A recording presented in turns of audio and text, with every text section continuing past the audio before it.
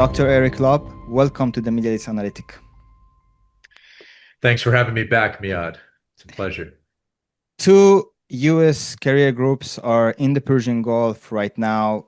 Military readiness is rising. In the same time, we just heard Supreme Leader of Islamic Republic threatening the naval forces. I quote, he said the naval forces of United States will be drawn in the Persian Gulf.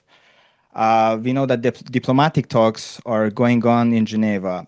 So, do you think the war is becoming unavoidable between Iran and United States, or does diplomacy has still a real chance? Well, thanks again for having me. And honestly, what you just asked is the million-dollar question that analysts are trying to get clarity on. And I think that one of the tactics that President Trump and his administration uses is this tactic of unpredictability and keeping both allies and adversaries off guard.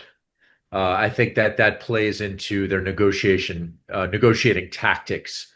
And so obviously with Iran, they're trying to use this military pressure as leverage into these negotiations, which have now concluded two rounds. Last week they were in Oman together with, again, using Omani mediation. Today they concluded talks in Geneva, but at the Omani consulate. And there are statements, particularly from the Iranian side, that the talks were positive, but it's hard to know exactly what was going on behind the scenes. And so we're in a situation, of course, where particularly on the heels of the U.S. intervention in Venezuela in early January, where they intervened and they ousted Nicolas Maduro, the former president who was a longtime ally of Iran.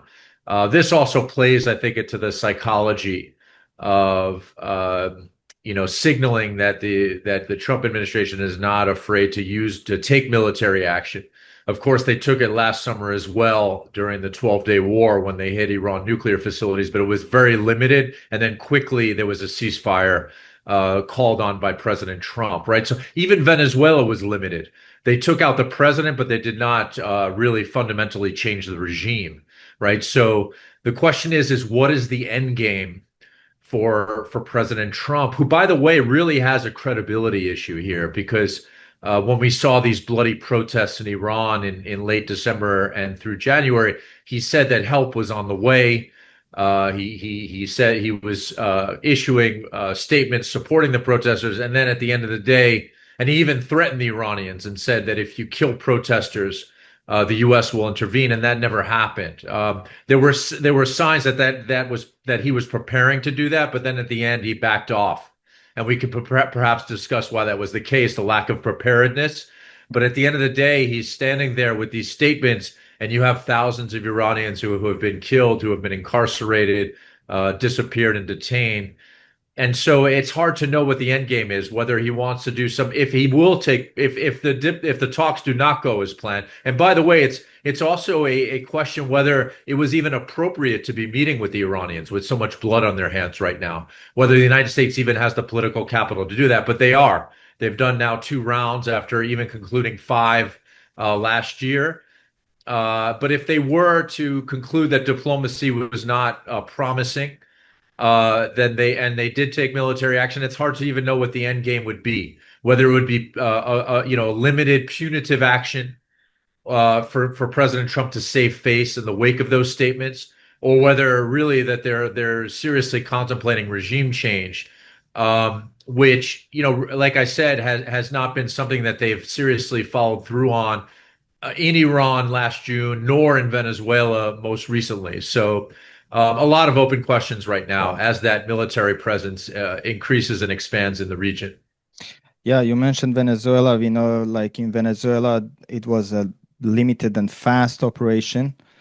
But now from the signals we received from Iran, the authorities said that the U.S. can start the operation, but we are those who are going to end this game. So, as you're saying, there are many open questions. One of them can be if the United States ever had the actually goal to help the Iranian people to bring democracy in Iran.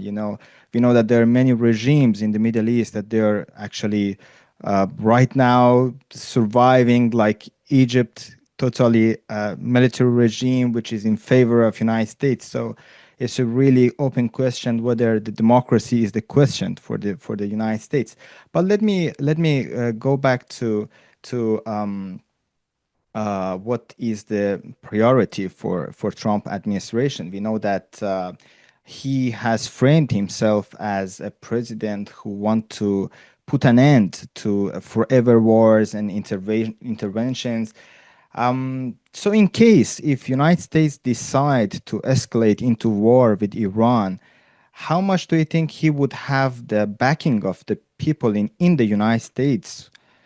Because there were people who voted for him because of those, promises. So how much do you think actually he would get the backing from the US people if he decides to go to war with Iran?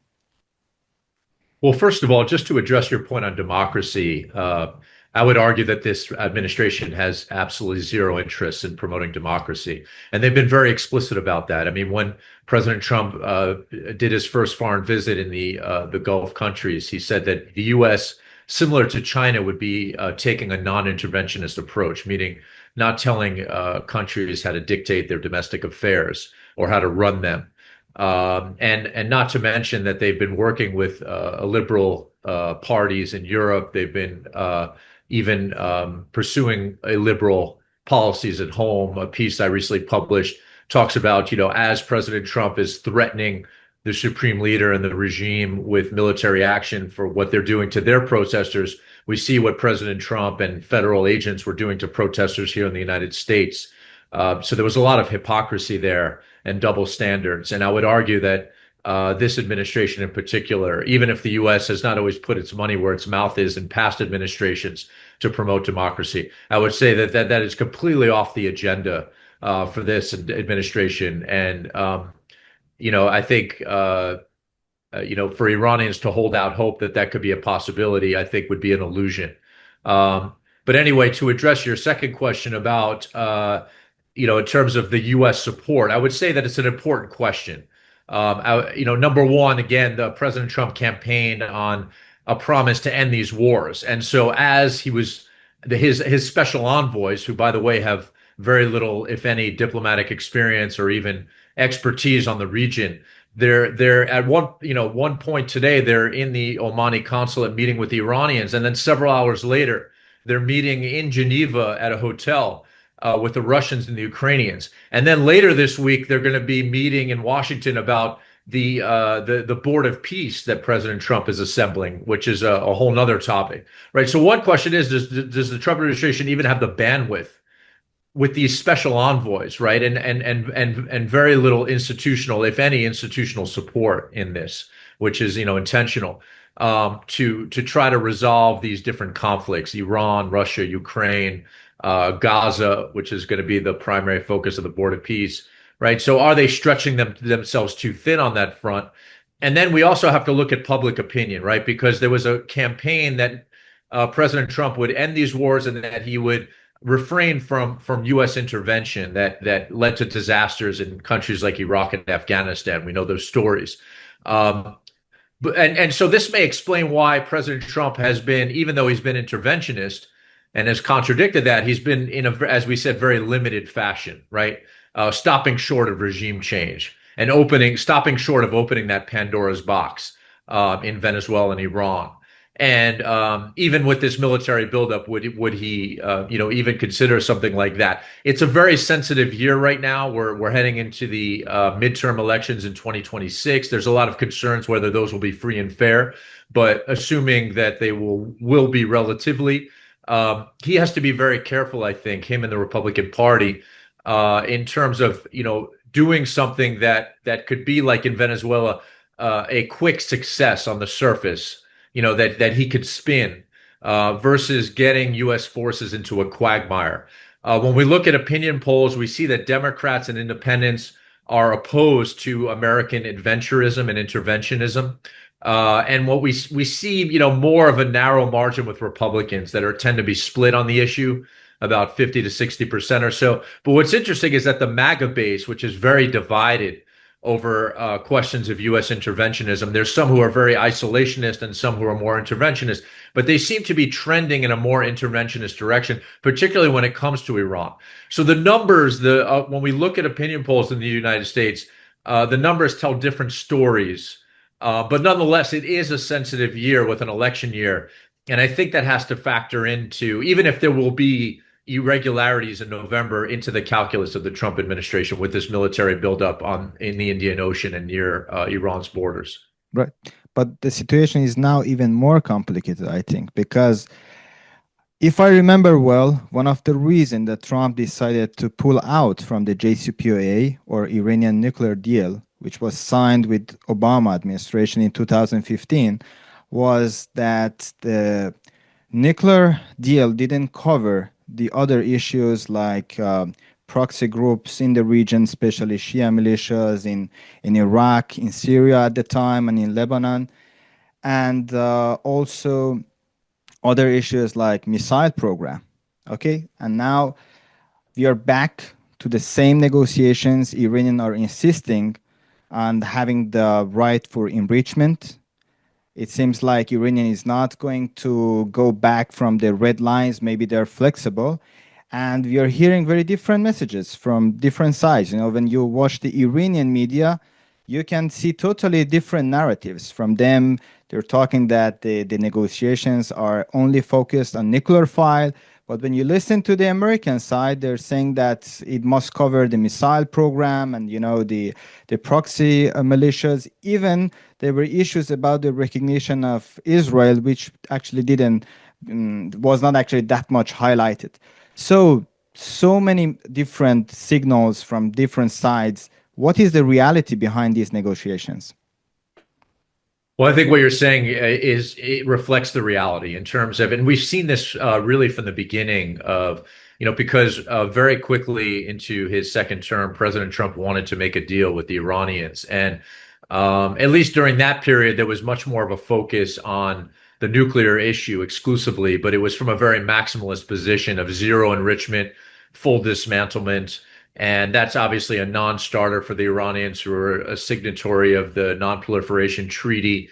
You could argue that's one of the U.S. maximalism. Really disrupted those negotiations. There were times where the Trump administration appeared that it could potentially compromise on those issues, but then it quickly reversed course, perhaps with the interests of foreign partners, allies and partners, Israel first and foremost, and even domestic constituencies and interest groups in this country, which are closely connected, obviously, to the foreign dimension.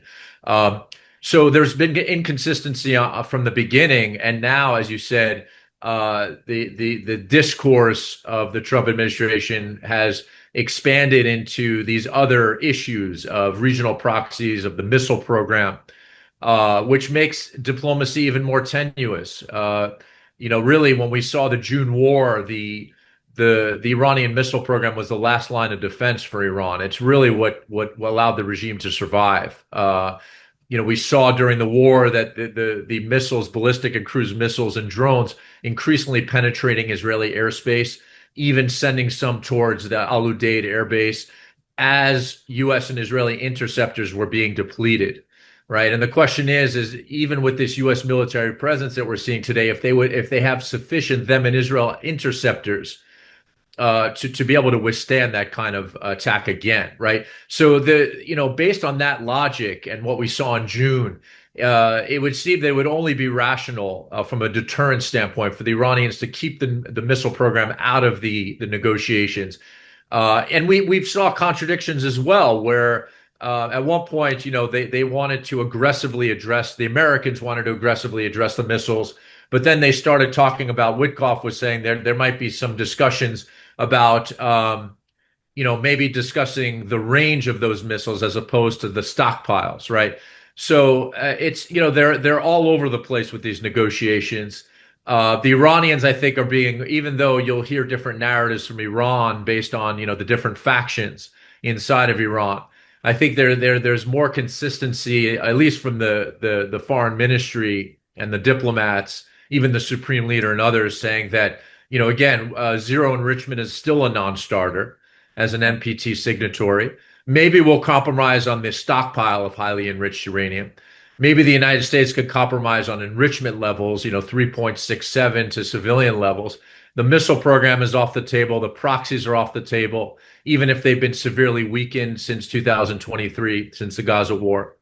And so, but as you said, I mean, just to wrap up, I think, President Trump withdrew from this agreement, the JCPOA, right? He wants to come back to the American public to say he got a better deal. Not just the American public, but his own constituents, the people around him, his own ego, the MAGA base, right? He has to somehow walk away from this saying he got a better deal. And if the only thing he's getting is a replica of the deal, right? A framework of sanctions relief for nuclear restrictions, Right. I don't see how he can accept that, right? So Yeah. then that goes back to the military option, where the options don't look very promising there either, and the objectives are unclear. So this really looks like just a big puzzle in terms of what the end game could be diplomatically and even militarily here. Right.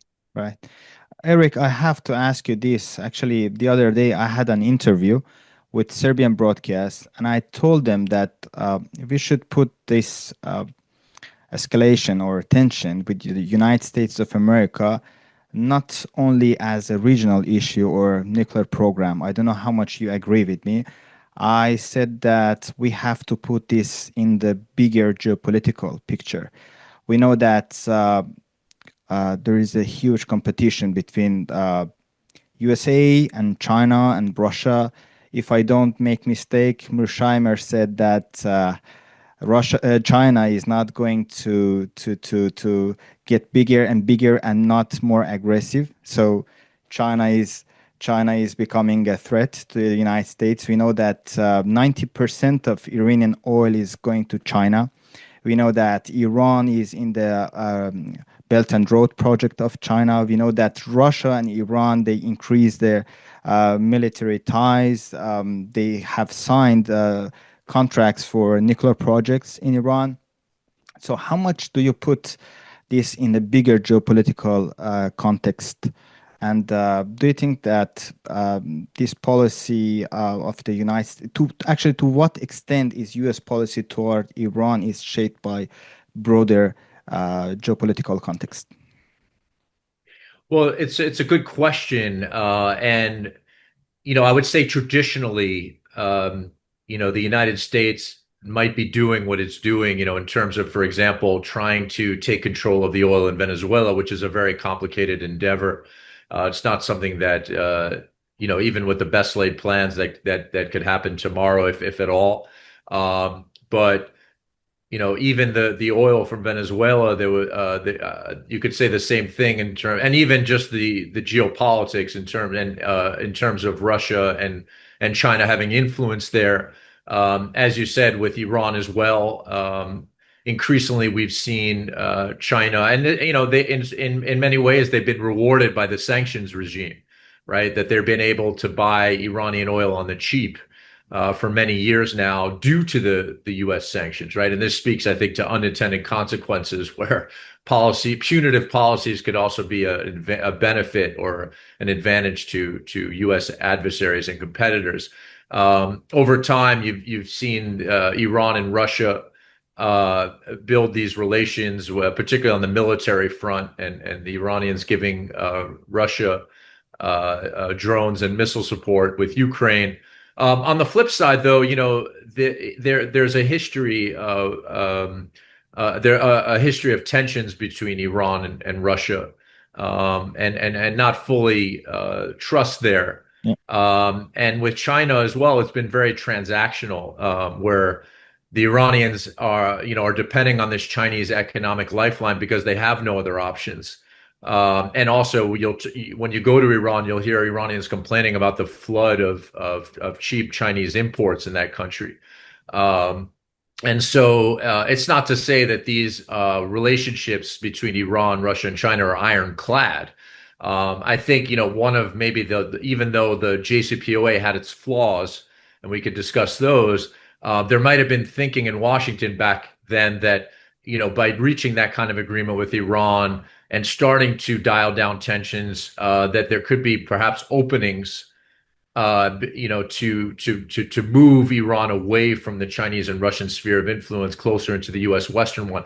But I think today it's very unclear, because when you look at the Trump doctrine, it really emphasizes more about spheres of influence, right? And there's also been, to say the least, tensions between the United States and Europe, Yeah. in terms of, being at maybe its lowest point ever with transatlantic relations, right? I mean, there are reports that the United States may be doing this to disrupt oil going to China, or to disrupt the military support Russia is receiving from Iran, But so, in Eric, Ukraine. Yeah, sorry for interrupting. no, please. I think actually Iranians recognize this because now we got some signals from Iran that they're going to go back to negotiations with some, a proposal, business proposal that U.S.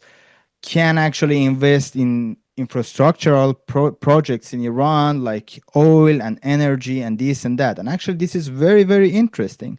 Actually, we are surprised as Iranians that it's some sort of green light. So I think probably Iranians felt like, okay, probably this is not something. I mean, when we talk about the nuclear program, most of the infrastructure of nuclear project was destroyed. It's not going to be functional. That's the reality. So this is actually really strange for me that they're talking about nuclear program right now because it's not functional. So how do you see this? Do you think that, and we know that Trump is a businessman, he's coming from that background. So if Iranians are coming back to the negotiations with new proposal, with business proposal, and to say, okay, you will have your part in Iranian economy, how do you think that Trump would react? Well, I think that this is the language, as you said, that President Trump speaks.